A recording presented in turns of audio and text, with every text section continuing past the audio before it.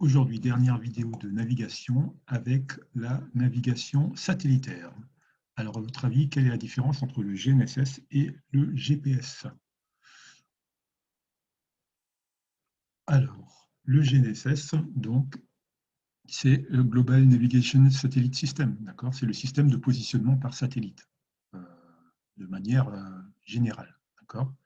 Vous voyez le système là à côté, vous avez plusieurs satellites qui tournent et qui calculent la distance par rapport, l'avion calcule la distance par rapport aux satellites qui sont en visibilité et permet ensuite de savoir où il se trouve, à quelle position, quelle altitude il se trouve.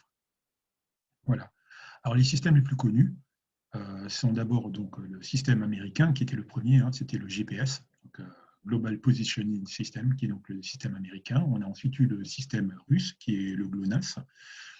Et bien en cours de déploiement, on a le système européen qui s'appelle Galileo,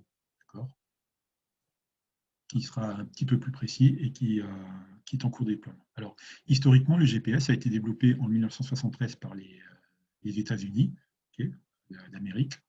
C'était les militaires qui s'en servaient pour le guidage des missiles de croisière. Et ils ont ouvert leur système en dégradant un petit peu le système au départ, dans les années 2000. Ils l'ont ouvert aux civils et puis ils ont ensuite baissé la dégradation du système. Alors, sachez que quand un pilote utilise la navigation satellitaire, le GPS, il ne peut pas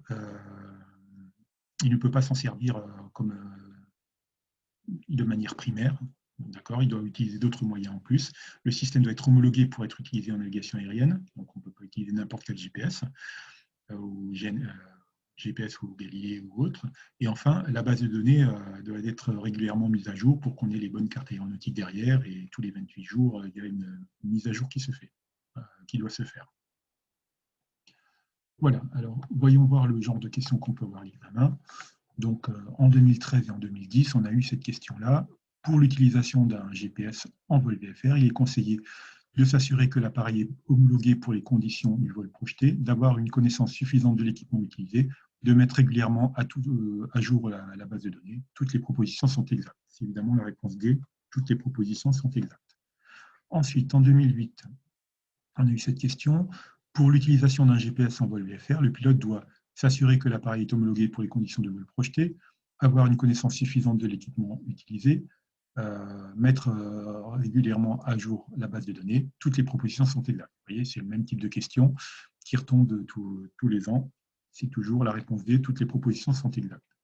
Enfin, une petite question d'histoire, pour changer. Le système GPS est devenu une technologie grand public après avoir été le système de guidage des missiles de croisière américains, de navigation des fusées Apollo, de pilotage des fusées allemandes V2, radar des intercepteurs furtifs F-117. Et donc, c'est de guidage des missiles de croisière américains, réponse A.